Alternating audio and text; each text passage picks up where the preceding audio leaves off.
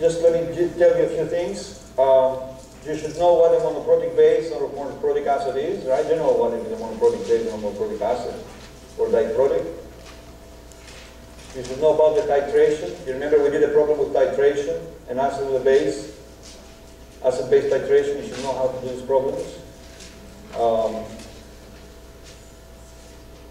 You should understand the concepts about pressure. The reader is doing a really good job about this. Pressure of a solid, pressure of a liquid, and pressure of a gas.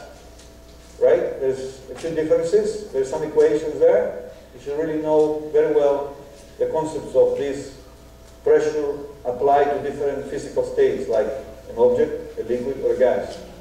And the reader is very clear. Okay? You should know about real gases. We talked about real gases, right? Two things.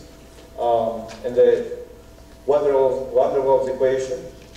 You should know how the size of the atoms, right, changes the pressure. How does the pressure of the gas, the real gas, is affected by the size of the particles, and how it is affected by the attractive forces between the molecules. Remember, there's two things. There's size effect and force effect. The intermolecular forces, how they attract each other, and how much the volume is, big particles or small particles. How do these two factors affect the pressure of the real gas? Remember that? Okay, you should be familiar with that. And the reader is pretty well, really written there. You will find anywhere else that are really nice written. You know that already if you read it. If you read it. Hopefully you understood it, right? And the problem we did. Know that how the relationship between frequency and wavelength, right? How they relate. And also realize that the frequency and the wavelength also relates to what? To color, right? Color. Color relates to the frequency of wavelength for the visible portion of the electromagnetic spectrum. You should know the capacity of shell, subshell, and orbital. Always the maximum capacity of an orbital is 2 electrons. It can have 0 or 1, but they cannot have more than 2. Then you should know the capacity of shells and subshells. There's some rules there, and some little equation, whatever you want to call it. Very simple, really, to know what's the capacity of each, right?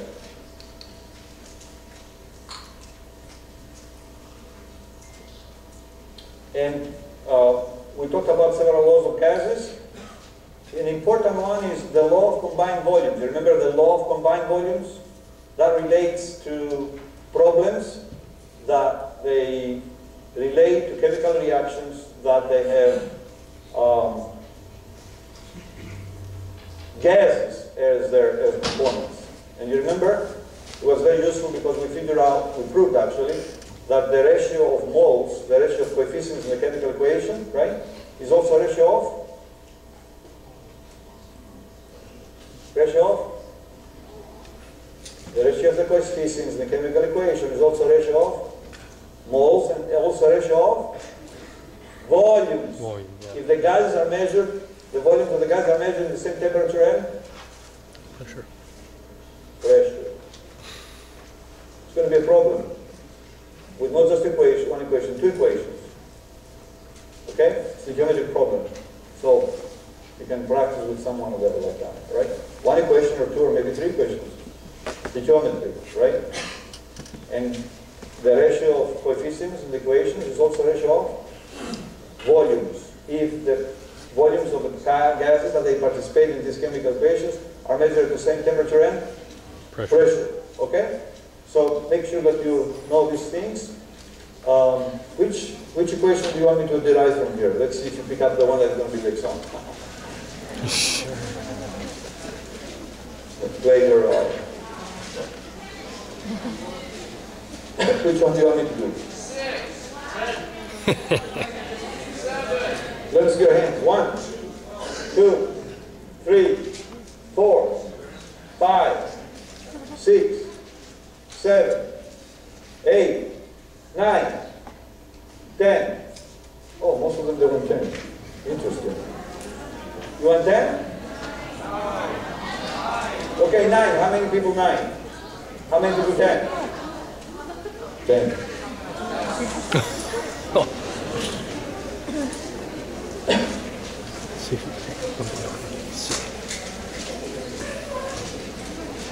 Okay, so you want to prove this.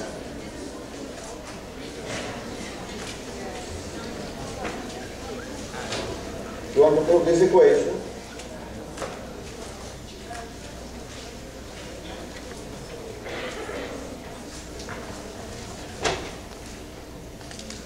Okay, to prove something, you need to understand and remember and know the physical meaning of the parameters that the equation is involving. Otherwise, you cannot really do it. Right? So what does this tell us? This relates Planck's constant, 3.14, the mass of the particle, its speed, and let's talk about an electron here. And this is the radius of the orbit that the electron will be, right? So that's the radius of the orbit, the mass and the speed of the electron, and then n is the number 1, 2, 3, 4, right? The orbit, or the first constant number in orbital theory. And h is Planck's constant. Okay, so how are you going to prove this? How? You will start with something, simpler equations, and you manipulate them to get it, right? So what did we say? We said that the electron is a particle, mass, and some speed, some mass. The electron is a particle. When we consider as a wave, right?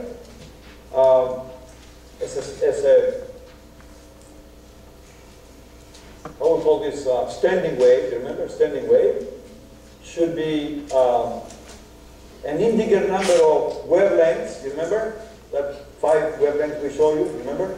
Right? In the circle. We close this. An integer number of wavelengths that will make the circle will be equal to the perimeter of the circle. So what's the perimeter of the circle from geometry? 2πr. So this is the condition, right? This is we assume this is true. Why? Because the electron, we assume, is behaving as a circular standing wave. And an integer number of wavelengths should be equal to the perimeter of the circle. Right? Remember we said that? So we start with that equation. Okay. Why did I start with that equation? Because that equation has R. I want R to prove it's equal to this. So I have to have an equation that has R. That's the circle. What does it relate to? To the number of wavelengths. Okay, so this will give us R, which is going to be equal to how much? N.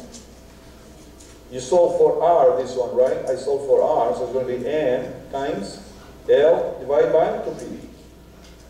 Look at this and look at that. I have N, I have the 2P, I need H and U. I have lambda, and I need H and A and U. What is it? That's another equation. We know that the wavelength of a wave that is equivalent to a particle is equal to H divided by mean times U. That's the Broglie postulate, right? That there is an equation that connects both natures of, connects the duality principle, right? We have a wave with wavelength lambda is equivalent to a particle with mass m and speed u, or vice versa. A particle with mass m and speed u is equivalent to a wave with wavelength lambda. And we have a constant Planck's constant, right? So that's something you don't, actually, you can prove that too, right? But, so from here, if you substitute lambda equal to that, there, right? From these two then, let's call it this A and this B, right? From A and B, if you substitute lambda there, you will have the equation. Very easy, really. Problem, right?